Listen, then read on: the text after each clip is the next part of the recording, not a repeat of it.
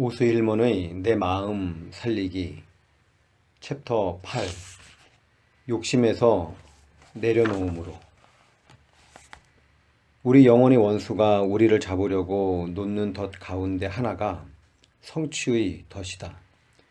내 경우에는 특히 더 그랬다. 사탄은 내가 어렸을 때 내 앞에 성취라는 가장 달콤한 덫을 놓았다. 매주 우리 집 앞마당의 잔디를 깎는 일은 내 몫이었다. 어느 날 몇 군데를 빼먹고 잔디를 깎았는데 어머니가 나를 즉각 앞마당 앞으로 데려가 일일이 지적하셨다. 어머니는 앞마당에서 일하는 걸 좋아하셨고 그것에 대한 자부심이 있었다. 누구든지 어머니의 앞마당 잔디를 깎으려면 제대로 깎아야 했다. 이후로 나는 단 한 곳도 빼놓지 않고 다 깎았다. 심지어 지금도 나는 우리 집 앞마당의 잔디를 대충 깎는 법이 없다. 나는 수줍음을 많이 타는 아이였다. 부모님은 그런 내 성격을 고쳐주려고 운동을 시켰다. 우리 동네에는 미식축구를 하기에 좋은 공터가 있었고 나는 아이들과 즉석에서 편을 짜서 미식축구를 자주 했다. 나는 또래보다 키가 큰 편이어서 언제나 우선적으로 뽑혔다. 또 지역 팀들의 우열을 가리는 챔피언 결정전에 쿼터백과 수비 하프백으로 출전했을 때는 한 번의 기막힌 전진 패스로 경기를 승리로 이끌기도 했다. 미식축구 다음에는 소년 야구단에 들어갔다.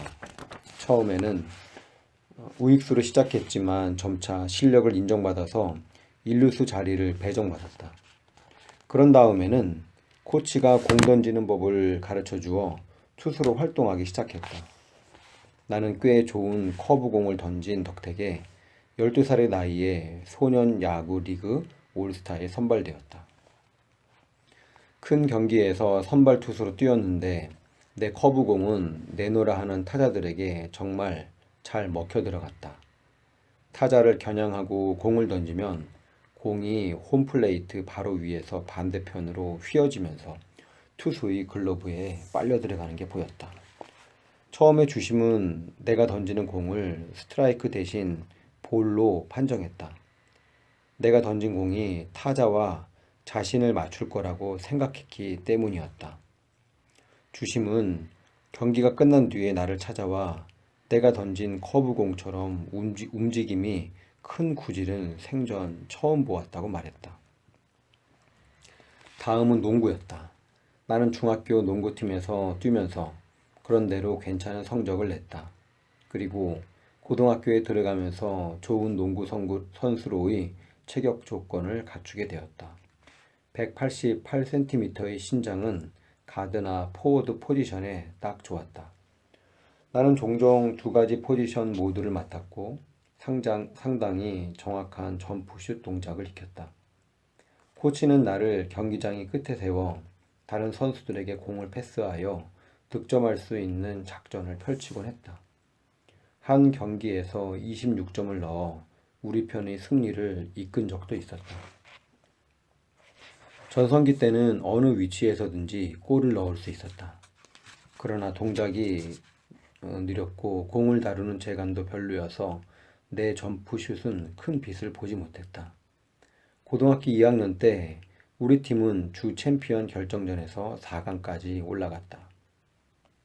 다음은 골프였다. 골프는 11살 때 시작했다. 처음에는 주일마다 아버지를 따라다니면서 캐디로 시작했다. 무거운 가방 2개를 드는 대가로 받는 20달러는 어린 내게 매우 큰 금액이었다. 나는 꼬마 부자였다. 아버지는 그렇게 내게 골프를 소개해 주었다.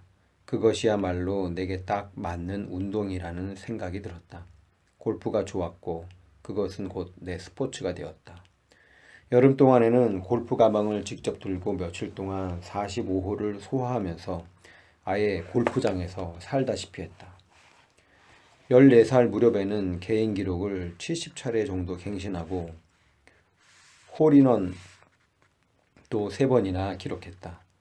나는 지역에서 열리는 청소년 선수권 쟁탈전을 석권했고 15살에는 세계 4대 골프 경기 하나인 US 오픈이 열린 적이 있었던 보스턴 브루크라인 컨트리 클럽에서 개최되는 전미 아마추어 골프 선수권 대회의 출전 자격을 획득했다. 그 대회의 처음 2라운드 동안에 게리 노츠와 함께 경기를 했다. 그는 나중에 골프 선수로 활약했고 현재는 MBC 방송국의 골프 해설자로 활동 중이다. 퍼팅의 달인이라 불리는 벤 크렌쇼도 그 경기에 참가했다. 고등학교 3학년 때 우리 학교 골프팀은 주 챔피언 결정전 4강까지 올라갔다. 내 자랑이 아니다. 내 유년기 시절의 성취 패턴을 당신에게 명확히 인식시키려고 말한 것이다. 내게 있어서 성취는 가치와 인정과 사랑과 똑같았다. 성장기에 부모님의 다정한 말이나 정서적인 친밀함을 통해 인정받지 못했기에 나는 운동 분야에서 성취욕을 통해 그것을 얻으려고 애썼다. 어른이 되어서는 그 욕구가 인간관계에서 얻는 성취로 바뀌었다. 나는 사람들의 사랑과 인정을 받으려고 그들이 내게 원한다고 생각되는 방식으로 무의식적으로 성취했다. 앞장에서 이것을 가짜자 혹은 거칠애로 꾸민 걸 토대로 움직이는 거라고 언급했다. 물론 나도 하나님의 무조건적인 사랑을 체험하려고 분투했다. 그러나 하나님과의 친밀한 관계를 구축하기는 어려웠다. 결론은 언제나 성취였다.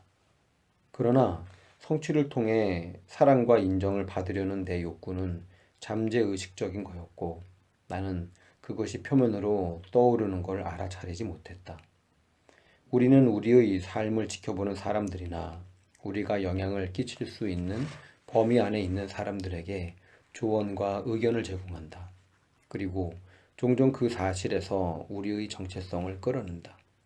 이것이 하나님 대신에 다른 사람들에게 인정받으려는 마음을 더욱 부추긴다. 과거의 상처를 직면하다. 고등학교 시절의 어느 날 고교대항 골프 토너먼트 마지막 라운드를 끝마치고 집으로 돌아왔다. 당연히 내가 이기기로 되어 있던 경기였다. 나는 경쟁자들보다 앞서 나갔다. 그러나 마지막 라운드를 망쳐버렸고 결국 경기에서 졌다. 정말 괴로웠다. 집으로 돌아오자마자 어머니에게 내 마음을 토로하며 실패자가 된 것 같은 마음에 펑펑 울었다. 그러나 어머니는 그것이 인생의 자연스러운 한 과정이라고 설명하고 위로해 주기는커녕 오히려 나무랐다. 그때부터 나는 완전히 변했다. 더 많이 성취하려고 나 자신을 더욱더 압박했다. 하지만 그러면 그럴수록 골프 코스에서 몸은 더 경직될 뿐이었다. 당시 나는 골프 특기생으로 4년 전액 장학금을 받고 사우스캐롤라이나 대학에 진학하기로 예정되어 있었다. 그러나 사탄은 내가 성취에 속박되어 살도록 만들었고 내 골프 재능을 파괴했다. 내 생애 처음으로 맛본 실패의 경험이었다. 이 실패는 내게 큰 상처가 되었다. 그리고 나는 그 상처로 인해 22살 때 그리스도를 위해서 결단하게 됐다. 하나님께서는 우리가 과거 상처를 돌아볼 수 있게 하신다. 사탄이 우리의 상처를 통해 끊임없이 했던 거짓말을 파괴하기 위해서. 사탄이 그것을 통해서 내게 거짓말을 하고 있었다는 사실을 알아차리기까지는 오랜 세월이 걸렸다. 나는 그 거짓말 때문에 내 인생의 많은 것들을 스스로 파괴했다. 그것은 나를 성취라는 다람쥐 쳇바퀴 위에서 위에 올려놓았고 성공한 그리스도인 사업가인 채 하는 가짜 자아를 만들었다. 물론 마음속으로는 주변에 가까운 사람들과 하나님과 친밀하게 교제하려고 힘썼다. 그런 노력은 정서적 친밀함을 한 번도 배우지도 받지도 못한 내 유년기의 상처와 직접적인 관계가 있었다. 부모님은 내게 정서적 친밀성의 본을 보여주지 못했다. 나는 그 까닭이 부모님 또한 그들의 부모에게서 정서적 친밀성의 본을 보지 못했기 때문이라고 확신한다. 그런 상처는 우리가 성인으로서 그 상처를 인식하고 치료받을 수 있도록 하나님께서 도와주실 때까지 그대로 남는다. 나는 50대 중반의 나이가 되고서야 비로소 고질적인 성취 욕구가 내 삶의 모든 영역에 어떤 영향을 끼쳤는지 깨달았다. 13년 전에 내게 성취라는 문제가 있다는 걸 발견하고는 다 처리된 것이라고 생각했다. 그러나 벗겨내야 하는 껍데기들이 더 있었다. 성취 욕구에 여전히 속박된 내가 성취의 안경으로 다른 사람들을 바라본다는 걸 발견한 것이다. 어린 시절에는 내가 자신에게 부과한 확신, 즉 부모님에게서 인정받으려면 성취할 필요가 있다는 확신 아래서 살았다. 그리고 성인이 되었을 때 그것은 다른 사람들도 내 성취 기준에 맞게 살기를 요구하는 형태로 바뀌었다. 어떤 사람이 내가 기대하는 성취나 탁월성 수준에서 움직이지 못하면 대놓고 혹은 미묘한 방식으로 당사자에게 그런 사실을 짚어주곤 했다. 그런 요구는 도로에서 미숙한 운전자에게 계속 경적을 울려대는 것에서부터 동작이 느린 매표원에게 불친절하게 굴고 특정한 상황에서 혹독하게 비난하는 태도를 갖는 것에 이르기까지 다양한 방식으로 나타났다. 그런 요구는 잠재의식적으로 나타나는 미묘한 것이지만 세상을 바라보는 내 시각을 온통 오염시켰다. 내 내면에서 무의식적으로 외치는 메시지는 내가 이런 성취의 명령 아래서 살아야 하니까 너희들도 그래야 돼 라는 거였다. 그렇게 내 삶의 상처를 다른 모든 사람들에게 투사했다. 물론 13년 전 그때 이후에 그런 요구가 내 삶에서 예전처럼 항상 가시적으로 나타난 건 아니었다. 내가 징계를 받은 강인한 기독교 지도자가 되어 있었기 때문이다. 그러나 아무도 보지 못했겠지만 내 내면에서는 여전히 소용돌이가 일고 있었다. 이렇게 다른 사람들에게 성취를 요구하는 태도 또한 성취의 또 다른 형태이다. 성취라는 가짜 자아. 존 엘드리지는 스퀘어드 로맨스, 성스러운 로맨스에서 우리는 유능함이라는 어떤 형태를 통해 마음을 마취시키고 싶어 한다 라고 했다. 그것이야말로 내게 최상품의 마약이었다. 성취는 사역의 영역에서도 다양한 방식으로 나타난다. 비록 하나님께서 사역의 영역에서 오묘하게 역사하셨고 나 역시도 하나님께서 행하신 일을 책에 썼지만 성취가 다시 활동을 개시하여 내 사역 안으로 들어온 때가 있었다. 벗겨내야 할 껍데기가 더 있었다. 사역의 영역에서 더 많은 걸 이룰수록 어떻게 해서든지 그런 성공적인 기계장치를 유지하려는 경향이 더 강해졌다. 내가 성령과 성취 욕구가 서로 분열된 마음을 갖기 시작한 거였다. 그것은 사탄이 현장에서 일하는 지도자를 넘어뜨리려고 사용하는 가장 그릇되고 은밀한 전략이었다. 사탄은 우리가 하나님의 원래 계획보다 더 작게 살아가도록 언제나 우리에 대한 자기의 거짓말을 믿도록 만들기를 원한다. 성취라는 가짜 자아를 통해 살아가면 하나님 앞에서 우리를 하나의 우상으로 만든다. 과거 상처로 인한 부끄러움, 인정받지 못하고 있다는 수치심은 성취해야만 모든 게 극복된다고 우리를 몰아붙인다. 그러나 하나님께서는 말씀하신다. 인생들아, 어느 때까지 나의 영광을 바꾸어 욕되게 하며 헛된 일을 좋아하고 거짓을 구하려는가? 시편 4편 2절. 하나님께서는 먼저 성취욕에 묶여있는 우리가 실패하도록 허락하심으로써 성취의 우상을 처리하신다.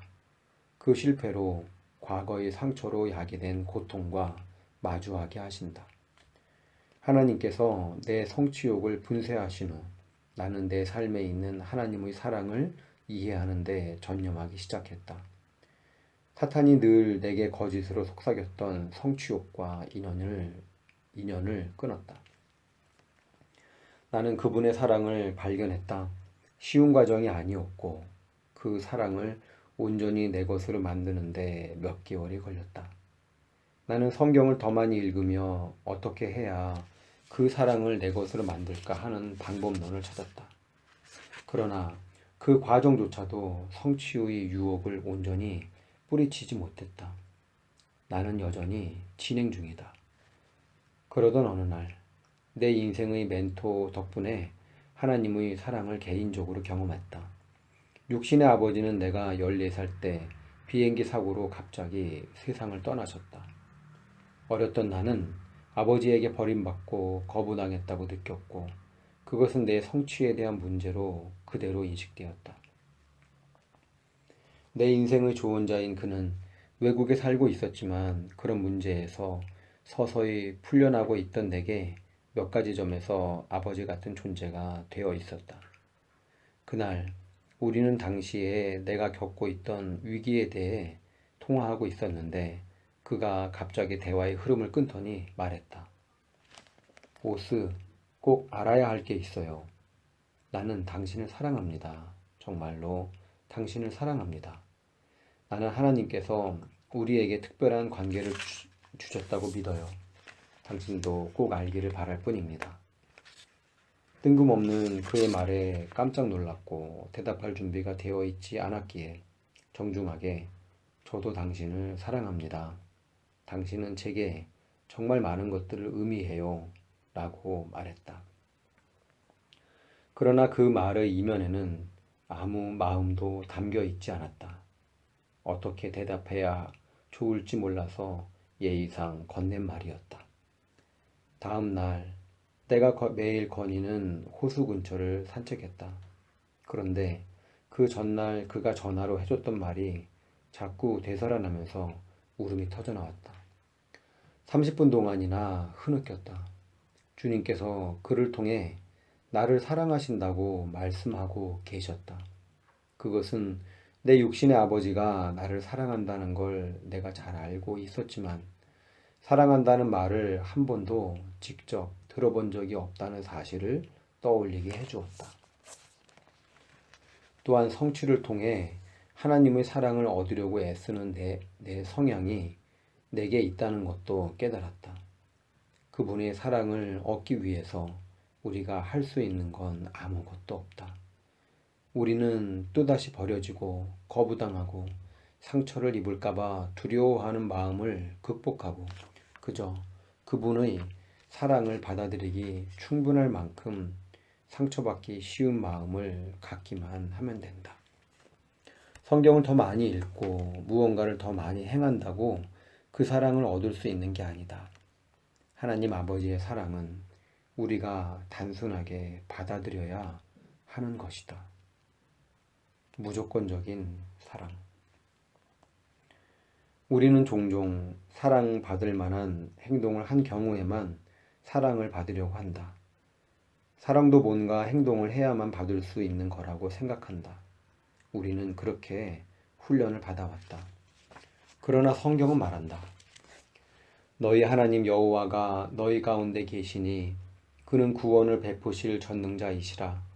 그가 너로 말미암아 기쁨을 이기지 못하시며 너를 잠잠히 사랑하시며 너로 말미암아 즐거이 부르며 기뻐하시리라. 스바냐 3장 17절. 하나님께서는 그분이 당신과 나를 얼마나 많이 사랑하시는지 또 예수님을 사랑하는 우리에게 자신을 어떻게 계시하실지 생각하신다. 나를 사랑하는 자는 내 아버지께 사랑을 받을 것이요 나도 그를 사랑하여 그에게 나를 나타내리라. 요한복음 14장 21절.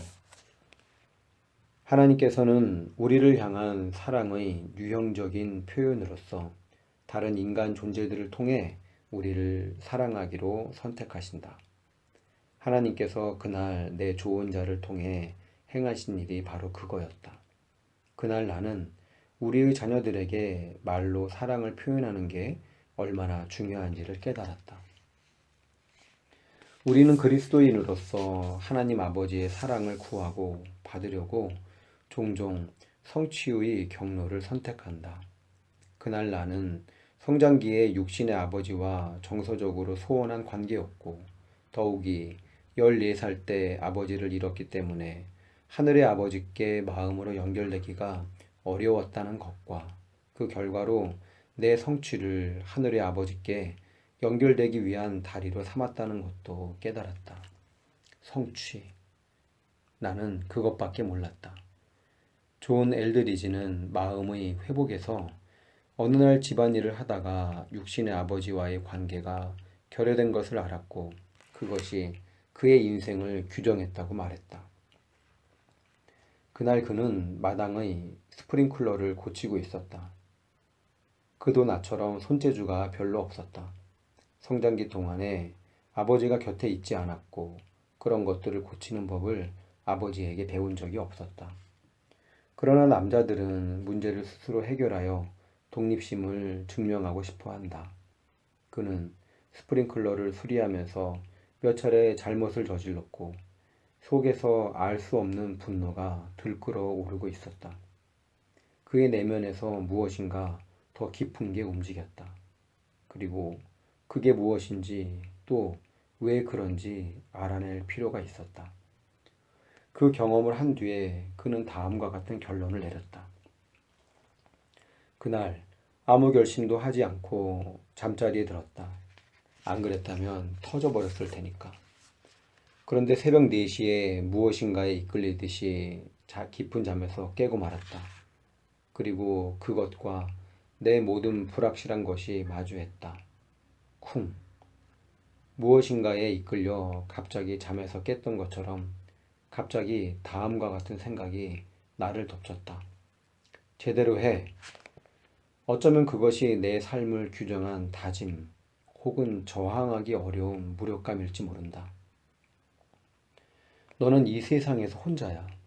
실수할 만한 여유가 없으니 조심하는 게 좋을 거야. 그러니까 제대로 해. 내 안에 있는 초연한 관찰자는 말한다. 와우, 엄청나네. 내가 정확히 핵심을 짚었어. 무슨 말이냐 하면 이것이 내 인생을 규정했는데 너는 단 한 번도 말로 표현한 적이 없었다는 거야. 그런데 내가 지금 여기서 그것을 말했어.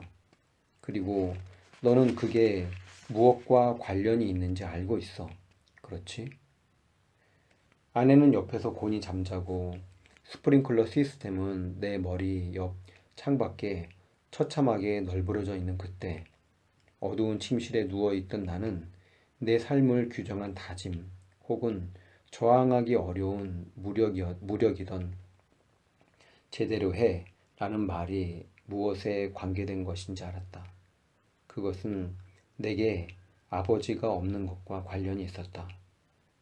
소녀는 남자가 되는 여정에서 배워야 할 것들이 많고 오로지 아버지의 활동적인 개입과 남자들과의 교류를 통해서만 남자가 된다. 상처받기 쉬운 마음. 육신의 아버지가 유년기의 우리의 삶에 연결되어 있지 않으면 우리는 텅 빈 구석에 홀로 남겨지게 된다. 그래서 정서적으로나 실제적으로 육신의 아버지가 없는 자녀들이 하늘의 아버지와 연결되는 걸 종종 힘들어한다. 내가 인생의 조언자인 그 사람을 통해 하나님의 사랑을 깨닫기 시작한 그 즈음에 한 친구가 내게 책을 주었다. 나는 그 책을 통해 하나님 아버지의 무조건적인 사랑과 다른 사람들의 사랑을 받아들이는 과정에서 정말 큰 도움을 받았다. 데이비드 배너의 사랑에 항복하다였다. 그는 우리의 책임 있는 행동은 하나님 아버지의 사랑을 증대시키는데 아무것도 하지 못하지만 무책임한 행동도 아버지의 사랑을 감소시키는데 아무것도 하지 못한다라는 걸 깨닫게 도와주었다. 하나님께서는 우리를 무조건적으로 사랑하시며 우리가 마음의 차원에서 그 사랑을 체험하기를 바라신다. 그 책에서 그는 이 개념을 더 분해한다. 사랑이 어떻게 치유를 가져오는지에 대해 지난 30년간 연구해오면서 배운 가장 중요한 사실은 사랑을 오직 연약함 가운데 받아들일 때만 변화가 일어난다는 것이다. 내가 하나님의 도움으로 아들을 조건 없이 사랑한다고 가정해보자. 만약 내 아들이 끊임없이 나를 만족시키려고만 한다면 내 사랑의 무조건적인 특성은 드러나지 않을 것이다. 그리고 그는 무조건적으로 깊은 사랑을 받고 있다는 것도 체험하지 못하게 될 것이다. 노력해서 받는 사랑은 더욱 사랑스러운 존재가 되려는 노력을 강화할 뿐이다. 그리고 그렇게 받는 사랑은 모두 자신의 노력에 대한 대가라고 생각하게 될 것이다. 진정한 변화는 연약함을 필요로 한다. 무조건적으로 사랑받고 있다는 사실 자체가 인생을 변화시키는 것이 아니다. 삶을 변화시키는 것은 무조건적인 사랑을 허용하는 모험이다. 역설적이게도 자기 자신을 있는 그대로 받아들이지 않고는 아무도 변화할 수 없다. 자기를 기만하고 연약함을 감추면 그 어떠한 의미 있는 변화도 일으키지 못한다. 자신을 있는 그대로 받아들일 때 나는 자신의 연약함과 벌거벗은 모습을 당신에게 보일 수 있다. 비로소 그때 진정 특별하게 당신의 사랑을 받을 기회를 얻게 된다. 자신을 있는 모습 그대로 받아들이고 벌거벗고 연약한 자아 안에서 사랑을 받아들이는 것은 진정한 변화를 위한 필수 조건이다. 하지만 이것이 얼마나 어려운 것인지를 간과해서는 안 될 것이다. 내 안의 모든 것들은 하나님과 다른 사람 앞에서 최고로 가장된 자아를 보여주기 원한다. 이것은 내가 만들어내는 거짓된 자아다. 이 자아는 연약함 안에서 사랑을 받아들이려고 하지 않기 때문에 절대로 변화될 수 없다. 이러한 가장된 자아가 사랑을 받게 되면 그 자아는 더욱 강해지고 나는 거짓된 삶의 방식에 더욱 묶이게 된다. 우리의 자아는 진실한 사랑을 원하면서도 그 사랑을 얻기 위해 할 수 있는 것이 아무것도 없음을 스스로 알고 있다. 그토록 벌거벗고 빈곤한 자아를 대면한다는 것은 얼마나 두려운 일인가. 문제의 핵심은 하나님의 사랑을 무조건적으로 받아들이지 않기 때문에 하나님의 사랑을 느낄 수 없다는 것이다. 내가 사랑받고 있다는 것을 알기 원한다면 무능력과 연약함이 나의 진정한 상태임을 받아들여야 한다. 그리고 이것은 언제나 두려운 일이다. 나는 조건 없이 자신을 사랑하는 것과 하나님께서 나를 조건 없이 사랑하시기에 충분히 연약해지는 게 얼마나 어려운지 발견했다. 그 다음 몇 개월 동안에 나는 하나님의 자녀들을 향한 그분의 사랑을 기술한 성경 말씀을 읽고 묵상했다. 나를 향한 하나님의 사랑에 대하여 개인적인 차원에서 깊이 숙고했고 점차 받아들이고 믿기 시작했으며 마침내 체험했다. 그런 날들이 지나면서 내가 무엇인가 달라지고 있다는 걸 느꼈다. 전보다 더 밝아지되 덜 격해진 내가 나타나기 시작했고 나를 잡으려는 성취의 덫이 내 앞에 나타나는 때를 식별할 수 있었다. 나는 다른 사람들을 이전보다 더 잘 참아주었다. 그러나 이제 그건 단순히 인내를 성취하기 위한 게 아니었다. 나는 인내를 성취하려고 다른 사람들을 참아주는 것조차도 성취의 덫이라는 걸 알고 있었다. 다른 사람들과 정서적으로 활발하게 교류하려는 밝은 성격이 내 안에 있다는 걸 느낄 수 있었다. 그리스도께서 내 상처를 치유해 주고 계셨고 다시 내 마음은 치유되고 있었다. 사람들은 달라진 내 모습에 대해 이렇게 평했다. 대하기가 더 편해졌어. 더 부드러워졌어요. 더 아버지다워졌어요. 와 같은 말들이 오갔다. 달라진 나를 시험하는 첫 번째 테스트가 내 딸을 통해서 왔다. 아빠, 오늘 저녁에 뭐 할 거예요? 당시 20대 중반의 딸 아이는 독립하여 따로 살고 있었다. 아빠, 천장에 선풍기를 달아본 적이 있어요? 그 말을 들었을 때 가슴이 철렁 내려앉는 것만 같았다. 안 돼. 그 끔찍한 천장 선풍기만은 안 돼. 딸아이의 말 한마디가 과거의 내 실패에 대한 내 느낌의 방아쇠를 당기는 것 같았다. 물론 나는 천장 선풍기를 여러 번 달아보았다. 그러나 그만큼 많이 실패했고, 그럴 때마다 짜증을 내면서 나와 다른 모든 사람에게 성질을 부리곤 했다. 하필이면 그것이 달라진 나를 시험하는 테스트라니. 나는 가재 도구를 수리하는 것에 능숙하지 못했다. 어머니가 집안에 부서진 가구나 기계를 손봐달라고 부탁하면 시도하기는 했지만 번번이 짜증을 내면서 포기했다. 그것이 내 상처의 원인 중 하나였다. 왜냐하면 내가 아버지에게 배운 적이 없기 때문이었다. 그리고 이는 내가 어른이 되어서도 종종 짜증을 부리는 원인이 되었다. 그래서 나는 그런 일을 마주할 때마다 정서적인 면에서 어린아이로 다시 돌아가곤 했다. 성취를 기준으로 내 인생의 점수를 매긴다면 가재도구 수리 부분에서의 내 성취도 점수는 형편없을 것이다. 나는 딸이 부탁한 천장 선풍기를 설치할지 말지를 놓고 한참 동안 씨름했다. 정말 해주고 싶었으나 그게 얼마나 위험한 것인지 잘 알고 있기 때문이었다.